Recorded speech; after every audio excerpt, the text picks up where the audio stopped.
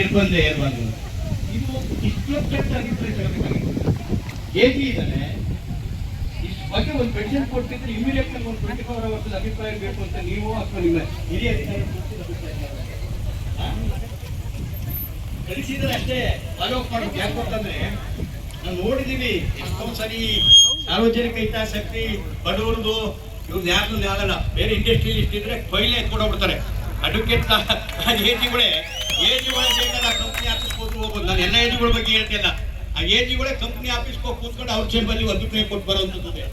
ಇದು ಸಾರ್ವಜನಿಕವೂ ಆಗ್ತಿದ್ದು ಒಂದು ಪುರಾತನ ಕೆರೆ 100 ದಿನ ಹೋರಾಟ ಮಾಡುತ್ತೆ.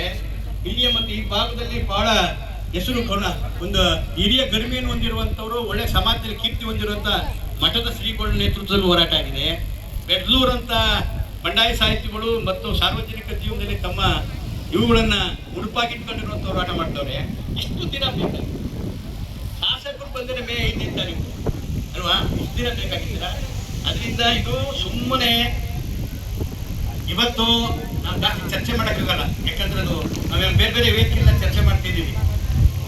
ಇವತ್ತು ನಮ್ಮ ಎಲ್ಲ ಅಂಗಗಳು ಸಂವಿಧಾನದ ಶಾಸಕಾಂಗ, ಕಾರ್ಯಾಂಗ, ಶಾಸಕಾಂಗ, ಈವನ್ ನ್ಯಾಯಾಂಗದ ನಾವು ನ್ಯಾಯಾಂಗದ ಲಾಯರ್ ಕೆಲಸ ಮಾಡ್ತಿದ್ದೀನಿ. ನ್ಯಾಯಾಂಗದ ಕೊಡಬೇಕು. ನಾನು ಹೇಳೋದಲ್ಲ, ಇಲ್ಲಿರೋರು ಹೇಳೋದಲ್ಲ. ಸುಪ್ರೀಂ ಕೋರ್ಟ್ನ ನಿವೃತ್ತ ನ್ಯಾಯಮೂರ್ತಿಗಳ ನ್ಯಾಯಾಂಗದಲ್ಲೂ ಕೂಡ ಭ್ರಷ್ಟಾಚಾರ ಇದೆ, ತಪ್ಪಿದೆ, ಪಕ್ಷಪಾತ ಇದೆ ಅಂತ ಹೇಳ್ತಾರೆ. ಅವ್ರು ಹೇಳೋದು ಪುನರುಚ್ಚಾರ ಮಾಡ್ತಾ ಇದ್ದರು. ಬಹಳಷ್ಟು ಪತ್ರಿಕೆಗಳನ್ನು ಚರ್ಚೆ ಆಗ್ತವೆ.